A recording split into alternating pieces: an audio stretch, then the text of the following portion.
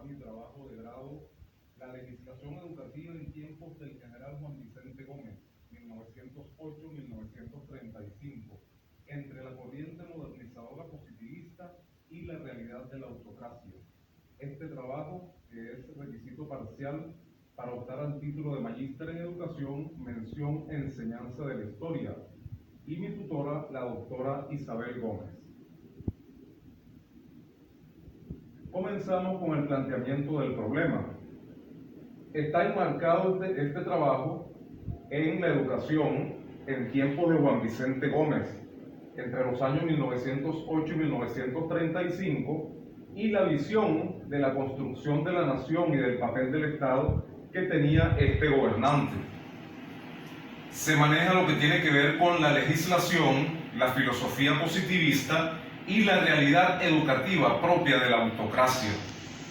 Tenemos que este tema tan importante para la educación venezolana y la historia de la educación venezolana ha sido un tema muy poco tratado por nuestra historiografía. Por lo tanto, se plantea la necesidad de investigar esta temática en función de contribuir en mejorar la enseñanza de la historia de Venezuela y más concretamente la enseñanza de la historia de la educación venezolana. Además de todo esto, se pudo observar el tratamiento superficial y acrítico en las aulas de clase de esta temática tan importante. Siguiente. Nos planteamos una serie de interrogantes en función de nuestro trabajo. En primer lugar, ¿cuáles fueron los más importantes instrumentos legales en materia educativa promulgados durante el régimen del general Juan Vicente Gómez? En segundo lugar, ¿cuáles fueron las principales características de la legislación educativa en tiempos del gobierno del general Juan Vicente Gómez?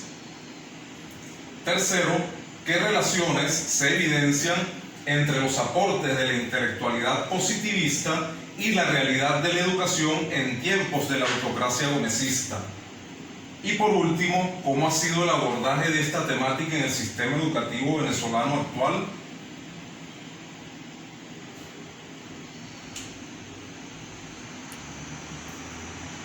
Nos planteamos también unos objetivos de la investigación.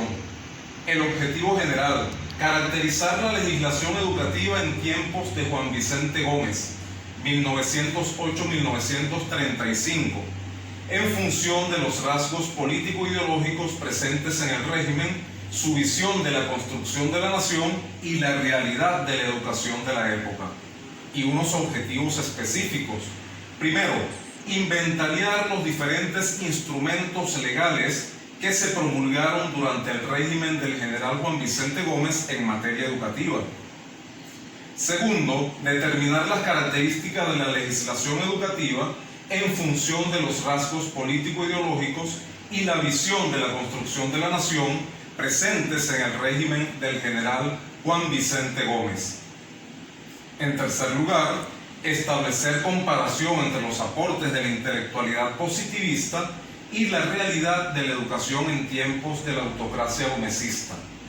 Por último, analizar el abordaje de esta temática en el sistema educativo venezolano actual. Tenemos una justificación de la investigación. Esta investigación se justifica en lo pedagógico por el aporte que implica, por el aporte que significa para la enseñanza fundamentalmente de lo que tiene que ver con la historia de la educación venezolana. Un tema que, si se quiere, ha sido soslayado en la historiografía venezolana o ha sido muy poco abordado. En lo teórico significaría un aporte importante para lo que tiene que ver con el enriquecimiento de la historiografía. Esto, por supuesto, previo el análisis y la revisión que se hizo de los diferentes instrumentos legales y el aporte que significa esta revisión que muy poco se había hecho anteriormente.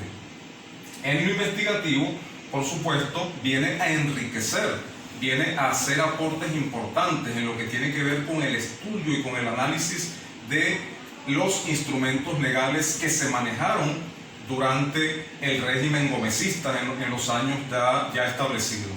Y por último, en lo axiológico, porque esta investigación puede ayudar en la promoción de los valores nacionalistas, los valores patrios, los valores nacionales, fundamentalmente el conocimiento de la historia y el conocimiento en concreto de la historia de la educación en Venezuela, lo que ayudaría a enriquecer la historiografía nacional.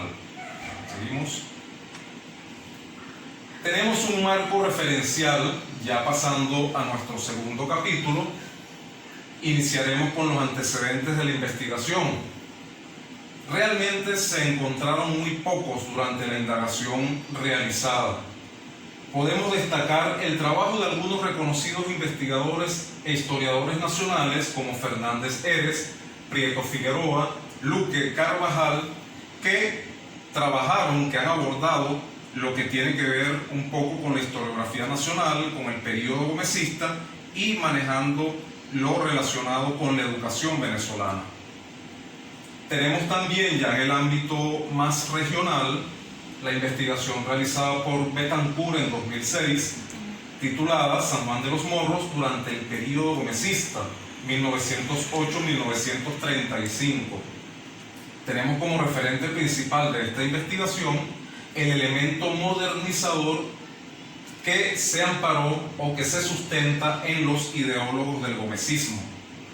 Tenemos también la investigación de Gómez en 2010, que hace un estudio histórico en relación al sistema carcelario de Venezuela entre los años 1900 y 1935. Allí aborda, utiliza una metodología cualitativa y narrativa con soporte geohistórico. Trata de la represión fundamentalmente hacia el sector estudiantil, la generación del 28, un aspecto bastante destacado en esta investigación. Finalmente tenemos el trabajo de Padilla en 2014, titulado Historia de vida de Juan Antonio Padilla, un maestro guariqueño entre la dictadura y la democracia, 1875-1951. Trata de la realidad educativa a través de la labor docente de Juan Antonio Padilla entre los gobiernos de Castro y Gallegos. Allí aborda también lo que tiene que ver con el aporte educativo de esa importante época. Seguimos. En cuanto a los soportes teóricos, hablaré inicialmente de las características político-ideológicas del gomecismo. Son diversas características que tiene este periodo y que nuestros historiadores han trabajado y forma parte ya de la historiografía nacional. En primer lugar, la justificación de la intelectualidad positivista.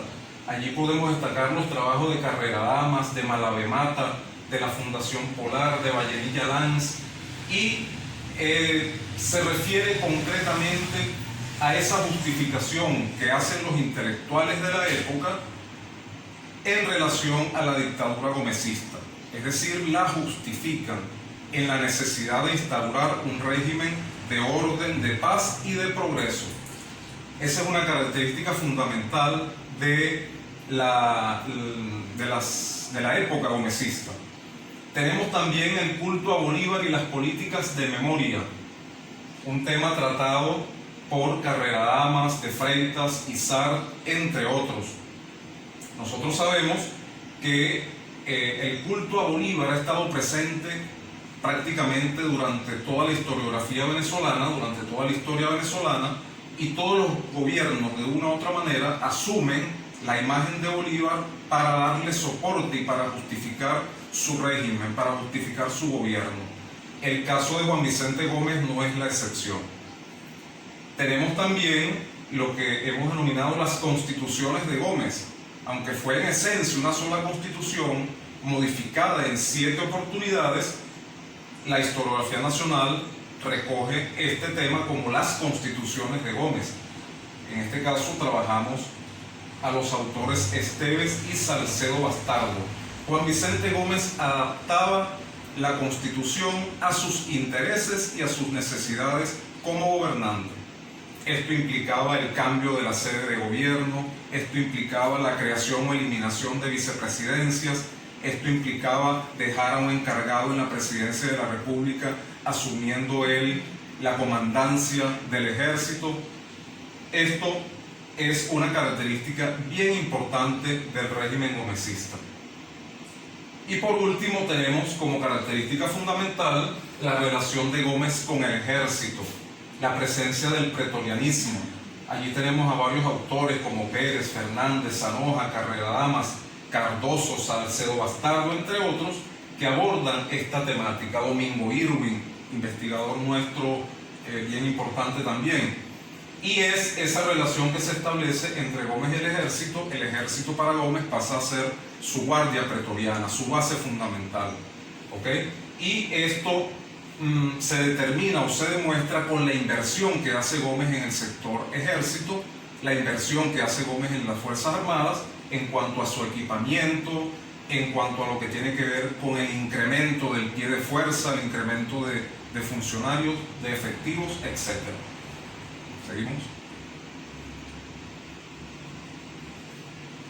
Juan Vicente Gómez tuvo oposición.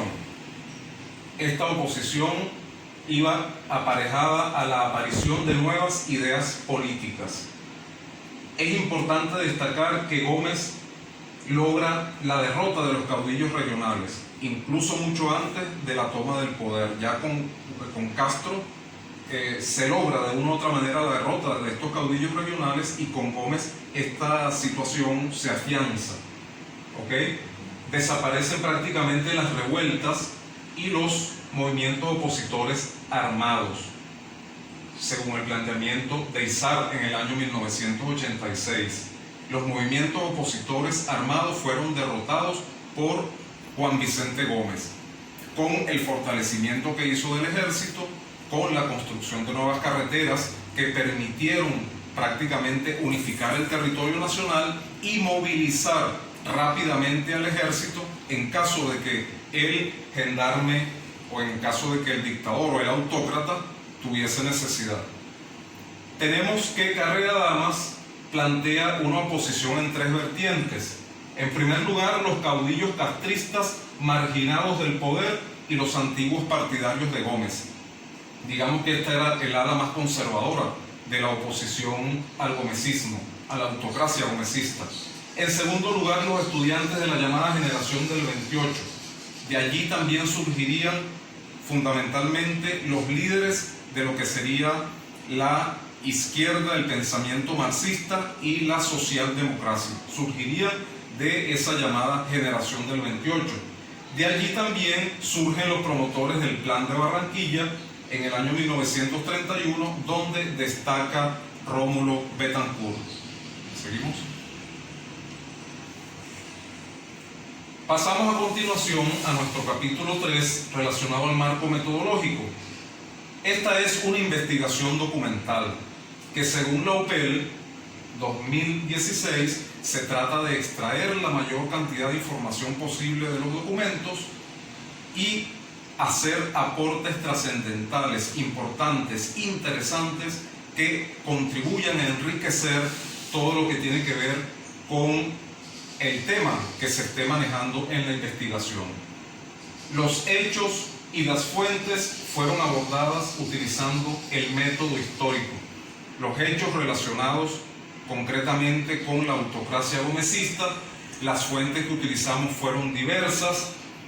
Trabajamos con fuentes bibliográficas, con textos ya elaborados por investigadores, por historiadores venezolanos. Trabajamos también fuentes documentales, tanto impresas como electrónicas. Nos fuimos a los textos originales de los instrumentos legales, de las constituciones gomecistas, de las leyes y de los códigos relacionados con la educación. Eso lo hicimos tanto en las fuentes impresas como en las fuentes electrónicas, utilizando diversos repositorios. Nos fuimos también a diferentes bibliotecas. Estuvimos en la Biblioteca Nacional, investigando allí en el área de documentos oficiales. Es decir, utilizamos una variada gama de fuentes para ubicar nuestra información. Y a esa información, a esos textos, a esos documentos, a esos instrumentos, les aplicamos la crítica interna y la crítica externa, de manera tal que, como decía Bloch, pudiésemos encontrar las relaciones entre los diferentes elementos y las relaciones en los aspectos internos de cada documento, de cada instrumento, y en comparación con el entorno, con la realidad que circunscribía la realización de cada documento. En este caso, la realidad política, económica, educativa, fundamentalmente. Siguiente.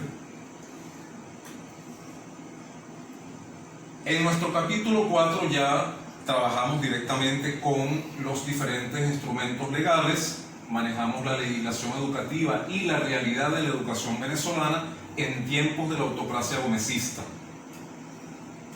Allí se inicia con el proyecto de nación y la visión de Estado. Lo vamos a abordar en tres aspectos. En primer lugar, un régimen político, económico, social y cultural basado en una autocracia liberal, en el marco de la estructuración de una república federal. En la Constitución aparecía la República Federal como propuesta, como planteamiento, pero sabemos que fue una autocracia liberal profundamente centralizada, profundamente centralista. El planteamiento, en segundo lugar, a que ya nos referimos anteriormente, muy manejado por los promotores del positivismo, por la intelectualidad positivista, en este caso el planteamiento de Vallenilla Lanz, en relación al gendarme necesario, un hombre fuerte, un líder fuerte, que pudiese imponer paz, orden y progreso. Esa era la justificación desde la óptica del positivismo, de la dictadura, del régimen o de la autocracia gomecista, que es en este caso objeto de nuestro estudio. Y por último, como lo plantea la Constitución, la defensa de la libertad y la independencia, el cuidado del orden público y de la seguridad nacional, artículo 23 de la Constitución de 1909, y que se mantendría en las siguientes versiones constitucionales. Allí se justifica la represión, allí se justifica el régimen de fuerza que en este caso impuso Juan Vicente Gómez por 27 años. ¿Seguimos? ¿Cuáles fueron las características generales de la legislación educativa? En primer lugar, tenemos que hablar que en la Constitución se registra la libertad de enseñanza, pero en el régimen gomecista o en la autocracia gomecista se impusieron dos visiones en esta misma gestión. En primer lugar, el control del sistema de instrucción por parte del Estado, y eso lo podemos ver desde el año 1905 en el Código de Instrucción Pública, en su artículo primero, cuando nos dice que la instrucción en Venezuela se divide en pública y privada. La pública es la que se da por cuenta de la nación, de los estados y de los municipios, y la privada la que se da en los institutos particulares. Allí se evidencia que el Estado mantiene el control de la educación venezolana. ¿Seguimos? ¿Seguimos?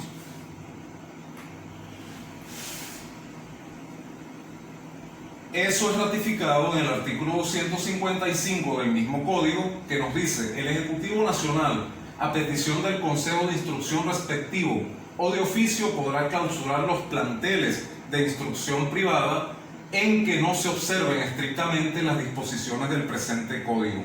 Aquí podemos observar cómo se mantiene el control de la educación por parte del Estado.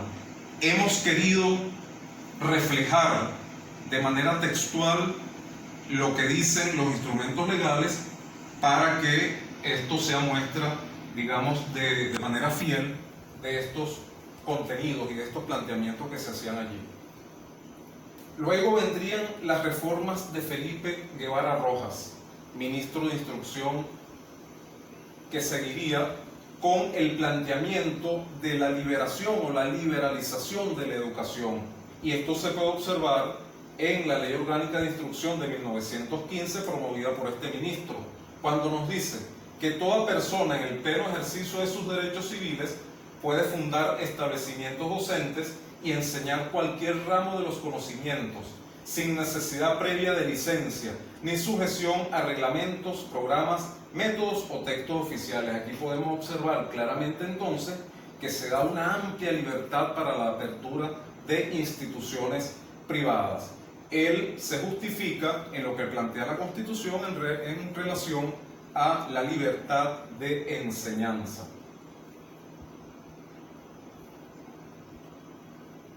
Luego vendría la contrarreforma de Rubén González. Rubén González, ministro de Instrucción, plantea el retomar por parte del Estado el control de la educación. Y esto lo podemos observar en el artículo 1 de la Ley Orgánica de la Instrucción de 1924, impulsada por este ministro. Nos dice: la instrucción se proporciona en establecimientos fundados por la nación, los estados y los municipios o por iniciativa de particulares. Sigue el artículo 2 diciéndonos: es instrucción pública la que se da en los planteles oficiales y en los institutos o cátedras que se establezcan por fundación particular, inscritos en el Ministerio de Instrucción Pública a los efectos de la Ley de Exámenes y de Certificados y Títulos Oficiales. Aquí podemos ver entonces que se retoma el control de la educación por parte del Estado en esta contrarreforma que hace Rubén González a la reforma ya planteada anteriormente por el ministro Guevara Rojas. Hay una serie de reformas también muy vinculadas a la tendencia modernizadora que impulsó el positivismo, la corriente positivista en Venezuela, los intelectuales del positivismo. Una de ellas tiene que ver con la promoción de la educación. Los artículos 234 del Código de 1905 y en el 335 del de 1910 establecen la obligación del Ejecutivo Federal de crear en toda la República institutos diversos como escuelas de artes y oficios, de comercio, de agronomía, de veterinaria, de minas y de otros ramos especiales. El artículo 1 de la Ley de Instrucción Obligatoria de 1915, que forma parte del paquete de leyes propuestas por el ministro Guevara Rojas, que daría un salto importante en lo que tiene que ver con la legislación educativa venezolana, plantea: los padres, tutores y cualesquiera otras personas que representen a menores en edad escolar deben enviarlos a una escuela primaria o comprobar ante la Comisión Nacional de Instrucción Primaria o su delegación en la jurisdicción respectiva que aquellos poseen la instrucción obligatoria o están recibiéndola. Ahí podemos ver entonces que es de carácter obligatorio el recibir educación, el recibir instrucción, en este caso primaria. Tenemos que el sistema de instrucción, la concepción educativa y la creación de la escuela graduada produce también unos cambios importantes en este ámbito. En el Código de Instrucción Pública de 1912 se divide la instrucción mediante dos criterios. Con respecto a los deberes del ciudadano será obligatoria y voluntaria. Artículo primero. En relación a donde se imparte será pública y privada. Ya se amplía lo que tiene que ver con la caracterización de la educación.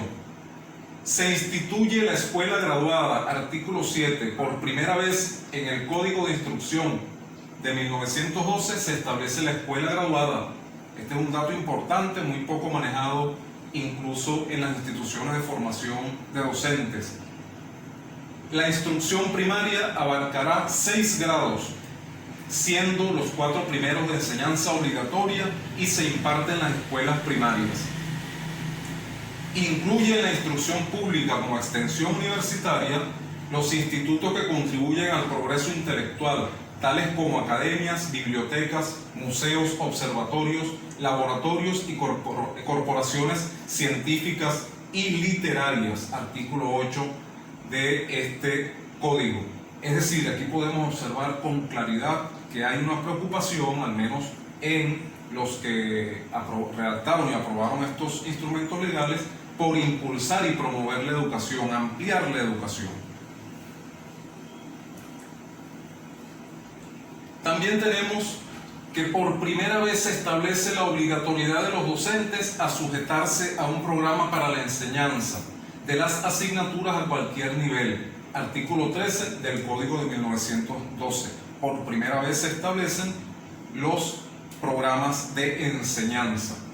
Y hay un sistema educativo que se estructura con la Ley Orgánica de Instrucción de 1915, que establece la educación primaria, que se subdivide en elemental y superior, la secundaria, la normalista, la superior, la especial, que incluye la agricultura, artes, oficios, entre otros. Otro aspecto importante y destacado que ubicamos en nuestra investigación se refiere a la evolución en el trato al magisterio, en el trato a los docentes.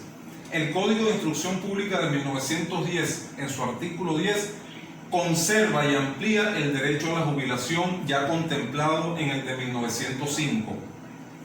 Nos dice este Código de 1910: todo profesor o maestro que haya servido por 20 años consecutivos en una escuela o una cátedra de universidad o de otro instituto especial tendrá derecho a su jubilación, pero con goce del mismo sueldo que tenía al momento de jubilarse. ¿Ok? Ya aquí se establece el goce de sueldo, en este caso el que tenía al jubilarse. Se puede observar que el tiempo para el disfrute de este derecho se reduce de 25 a 20 años de servicio ininterrumpido, lo que significa un logro, una reivindicación importante para el magisterio. El Código de 1912 amplía los aspectos dedicados al magisterio. Se refuerza el carácter profesional de la docencia y las exigencias para ejercerlo. Este es un paso importante también en la valorización de la profesión docente. El artículo 40 plantea una limitación a la participación política de los docentes. Este es un aspecto que puede ser criticable. Los maestros en ejercicio están exentos de todo cargo concejil, es decir, no podían aspirar a cargos de representación popular. Esto significa una limitación a sus derechos políticos. La Ley Orgánica de la Instrucción de 1915, en su artículo 9, establece los concursos de oposición. Los cargos de maestro o profesor en los institutos públicos de enseñanza se proveen por concursos de oposición, salvo las excepciones que establezca la ley. Esto es un hito importante también en lo relacionado con los derechos y la estabilidad laboral del personal docente. La Ley de Instrucción Primaria Pública de 1915, en su artículo 39 ordinal primero, en relación a la asignación del cargo de maestro, reza: los aspirantes están obligados a demostrar su capacidad técnica, moral y física para la enseñanza primaria. Continuando en el ordinal segundo, la elección se efectúa por concursos de oposición siempre que sea posible. Por supuesto, aquí deja esto un tanto abierto a lo que es la discrecionalidad de los funcionarios al afirmar siempre que sea posible. Seguimos. A partir del Código de Instrucción de 1910 se amplían los aspectos referidos a los niveles de instrucción normal, secundaria y superior. El artículo 58 plantea una ampliación del estudio de la pedagogía, mientras que el 59 refuerza la práctica pedagógica, al crear la escuela modelo, en que debe convertirse la escuela anexa, la que debe ser molde en que han de quedar vaciadas las que funcionen en la República. Es decir, se crea una especie de escuela modelo en las escuelas normales que debe ser ejemplo a seguir o debe ser molde a seguir por el resto de las escuelas. Esto es un aspecto, digamos, inédito en lo que tiene que ver con la formación de los docentes. La instrucción normalista se suministra en institutos denominados escuelas normales. Estas son de dos clases: las primarias, que proporcionan los conocimientos requeridos en la carrera de maestro de instrucción primaria, y las superiores, que preparan al profesorado de la enseñanza secundaria y de la normalista. Artículo 1 de la Ley de Instrucción Normalista Pública en 1915. Se amplía lo que tiene que ver con las escuelas normales. Se establecen los concursos de oposición para la asignación de cargo de profesor en las escuelas normalistas. Artículo 26. La Ley de Instrucción Secundaria Pública de 1915 contempla un avance importante en materia legislativa. Es una ley especial para este nivel educativo. En su artículo 2 explica que la instrucción secundaria se reparte en dos cursos, uno general de 4 años de duración y otro especial de 2 años. Este último puede seguirse en 3 secciones distintas: filosofía y letras, ciencias físicas y matemáticas o ciencias físicas y naturales.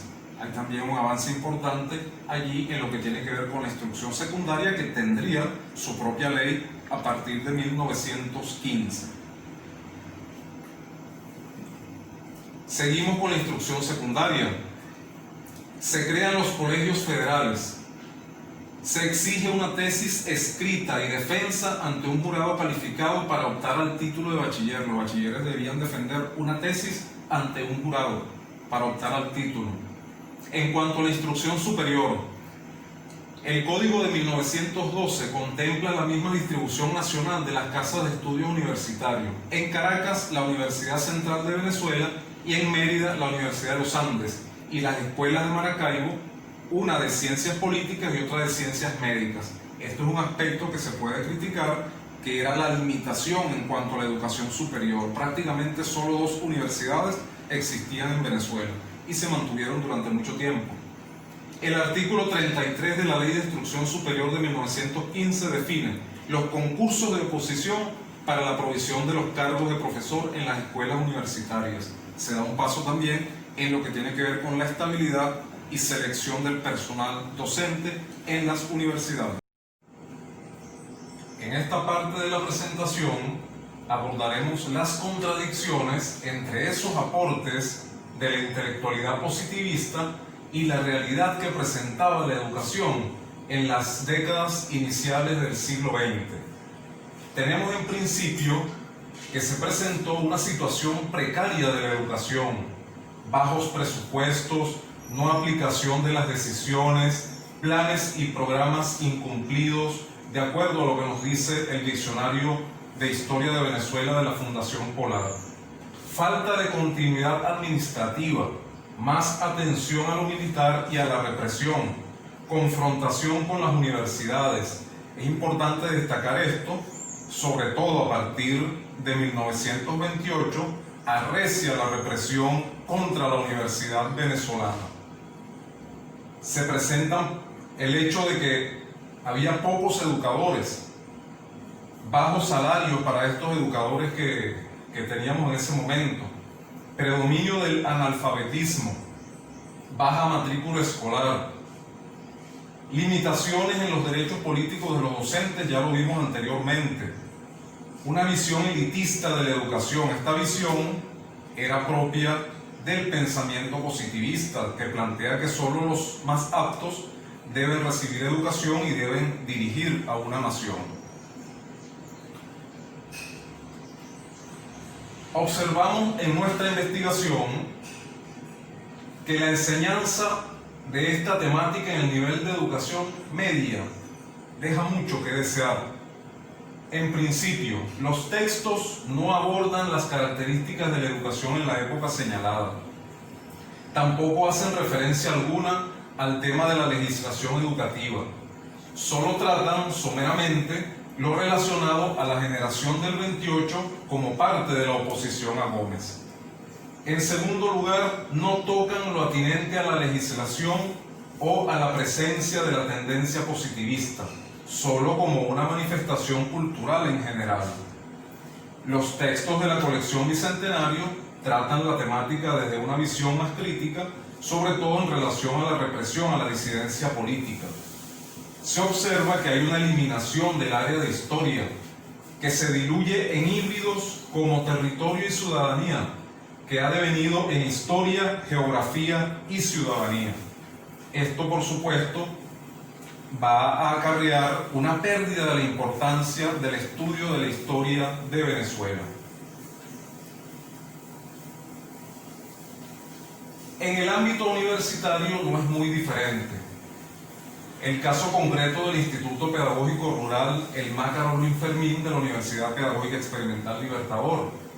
Observamos en nuestro estudio que en los diseños curriculares vigentes no se aborda explícitamente esta temática, queda a discreción del docente. No se cumple con una premisa que contempla la necesidad de formar un egresado con un perfil que le permita la real comprensión del tiempo y el contexto histórico, así plasmado en el documento base de 2011 para la transformación curricular de la UPEL. La UPEL IPREN, en su nuevo diseño curricular, no incluye ni la historia de Venezuela ni la historia de la educación venezolana como cursos, ni obligatorios ni optativos.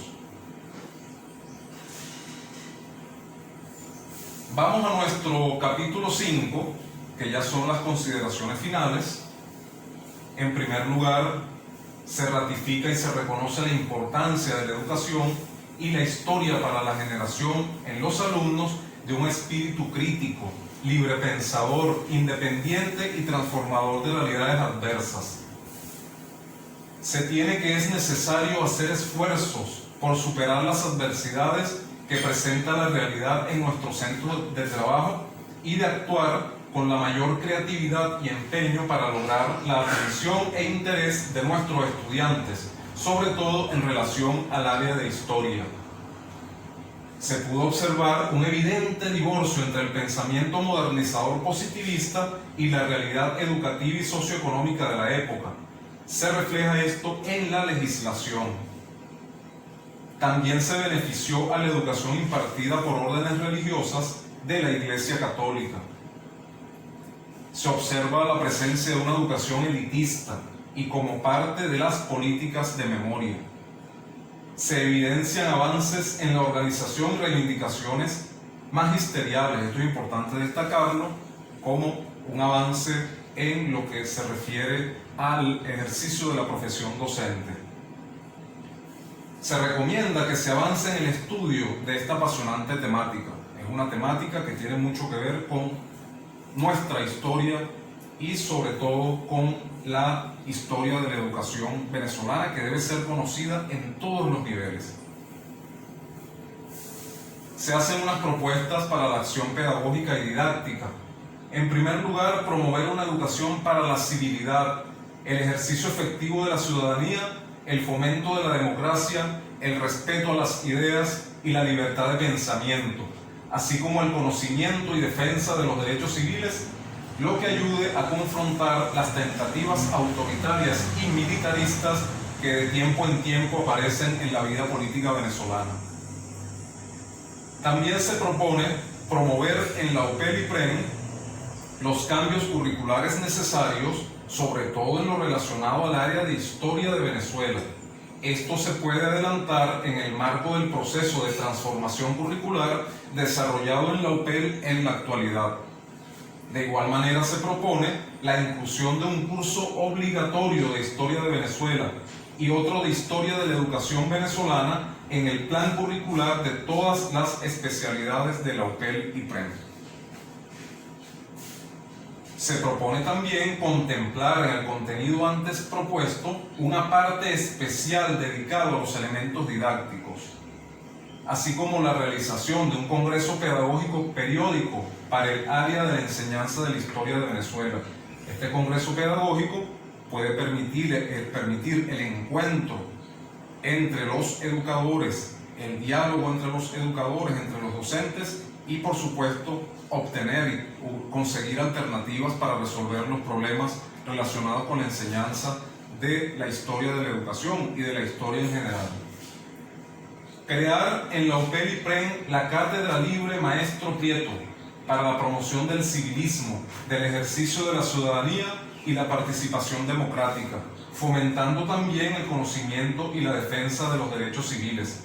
Esto, por supuesto, abierto a la comunidad, que puede formar parte de la práctica de extensión de nuestra universidad. Esto puede extenderse a toda la UPEL, porque considero que es importante que la enseñanza de la historia, la enseñanza de la historia de la educación, la promoción del civilismo, del ejercicio de la ciudadanía, del ejercicio de los derechos ciudadanos, es atinente a todo aquel que se forme como docente, porque el docente es multiplicador, en este caso, de estos valores muy importantes para la vida nacional. Por último, un pensamiento, una idea que pudiera servir de cierre para nuestra presentación, y es que el conocimiento crítico de la historia contribuye al cambio de mentalidades y por lo tanto da paso a las transformaciones que generan verdadero progreso y el pleno disfrute de las libertades humanas y de los derechos ciudadanos. Muchas gracias por su atención.